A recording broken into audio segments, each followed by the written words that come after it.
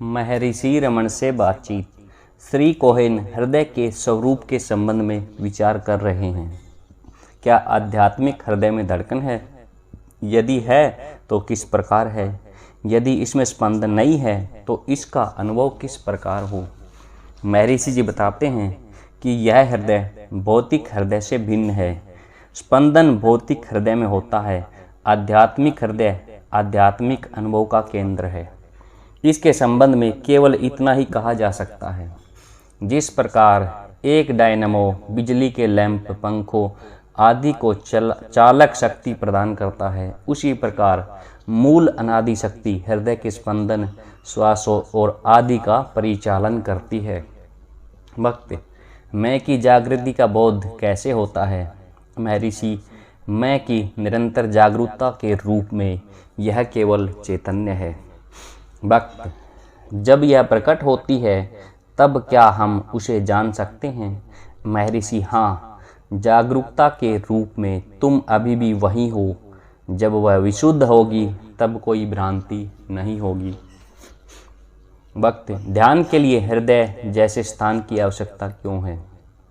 महर्षि, क्योंकि तुम्हारा लक्ष्य चैतन्य है। यह तुम्हें कहाँ प्राप्त होगा? क्या यह बाहर प्राप्त हो सकता है? तुम्हें इसकी खोज अंदर करनी है, इसलिए तुम्हें अंतर्मुख किया जाता है। फिर केवल हृदय ही चैतन्य का केंद्र अथवा स्वयं चैतन्य है। भक्त, हम किस का ध्यान करें? महर्षि, ध्याता कौन है, पहले यह प्रश्न करो।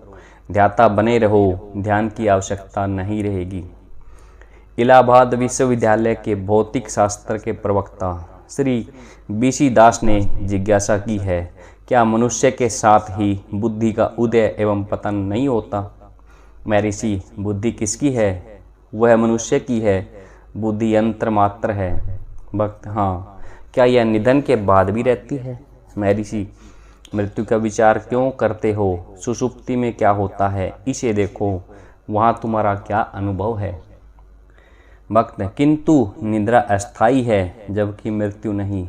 महर्षि, निद्रा तो जागृत अवस्थाओं के मध्य की अवस्था है। इसी प्रकार मृत्यु दो लगातार जन्मों के मध्य की अवस्था है। दोनों ही अस्थायी हैं। भक्त, मेरा आशय यह था कि जब आत्मा देह मुक्त हो जाती है तो क्या बुद्धि भी उसके साथ जाती है? महर्षि, आत्मा देह मुक्त नहीं होती, अंतर शरीरों का है। यह स्थूल शरीर न रहे तब वह सूक्ष्म शरीर होगा। जिस प्रकार निद्रा में, स्वप्न में तथा दीवा स्वप्न में बुद्धि में परिवर्तन नहीं होता, परिस्थितियों के अनुसार शरीर में अंतर हो सकता है। भक्त, आत्मा के साथ रहने वाला क्या सूक्ष्म शरीर है? महर्षि, बुद्धि अभी भी सूक्ष्म शरीर है। भक्त, यह कैसे हो सकता है? महर्षि, क्यों नहीं? तुम ऐसा सोचते दिखते हो कि बुद्धि शरीर के समान सीमित नहीं है। वह कुछ तत्वों का केवल समूह है। सूक्ष्म शरीर इसके अतिरिक्त और क्या है? भक्त, क्या बुद्धि एक कोश है? महर्षि, हाँ, बिना बुद्धि के किसी कोश का भान संभव नहीं है। यह कौन कहता है कि 5 कोश हैं? क्या बुद्धि ही ऐसा नहीं कहती? केवल गहन निद्रा ही अद्वैत की अवस्था है। क्या वहाँ जीव तथा परमात्मा का भेद रहता है? निद्रा में समस्त भेदों की विस्मृति हो जाती है। केवल यही आनंद है। देखो, इस आनंद को प्राप्त करने के लिए किस सावधानी से लोग शैया तैयार करते हैं। कोमल बिछावन, तकिए आदि का उद्देश्य गहन निद्रा लाना है। तात्पर्य जागृति को समाप्त करना है तथा स्वयं गहन निद्रा की अवस्था में कोमल शैया आदि का कोई उपयोग नहीं है। इसका भाव यह है कि सारे प्रयत्नों का तात्पर्य केवल अज्ञान को नष्ट करना है। साक्षात्कार के उपरांत इनका कोई उपयोग नहीं है। व्यक्ति का स्वयं को समर्पण करना ही पर्याप्त है। समर्पण का अभिप्राय है अपने अस्तित्व के मूल स्रोत में स्वयं को दे देना। यह मूल स्रोत तुमसे बाहर किसी ईश्वर में ही है, ऐसी कल्पना कर स्वयं को भ्रांत मत करो। स्वयं का मूल स्रोत स्वयं में ही है। स्वयं का इसके प्रति समर्पण कर दो।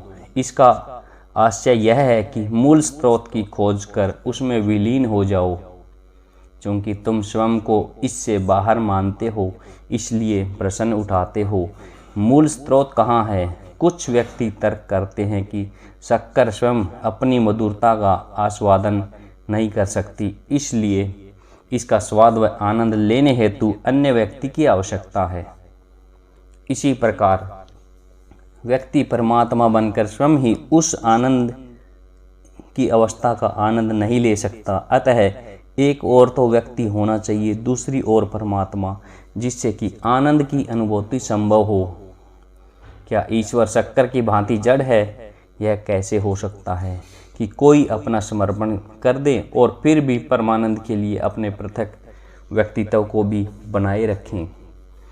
वे यह भी कहते हैं कि आत्मा दिव्य लोक में प्रवेश तथा निवास कर परमात्मा की सेवा करती है।